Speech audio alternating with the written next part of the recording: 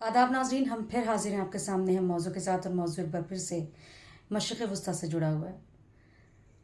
Yemen के हौसियों ने एक बार फिर से बहर अहमर में अमरीकी जंगी बेड़े पर हमला कर दिया है।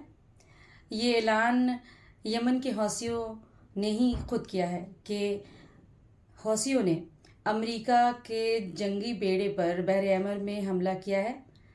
हैरी ट्रूमन नाम के जंगी बेड़े पर यह हमला किया गया है और मिसाइल और ड्रोन से इसे निशाना बनाया गया है।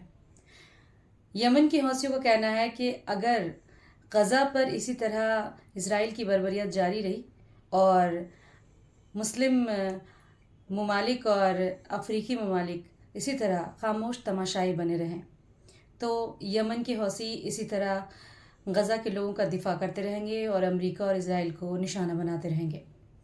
आपको क्या लगता है कि क्या एक बार फिर से इस्लामिक जो ममालिक हैं वो मुत्तहिद हो जाएंगे और अमेरिका और इसराइल का सामना करेंगे कि गज़ा के लोगों को बचा सकेंगे? आपको बता दें कि हालिया दिनों में जिस तरह से इसराइल ने गज़ा पर हमले किए हैं और कई अमवात हुई हैं, उसकी सबब लोगों में काफ़ी गम गुस्सा पाया जाता है।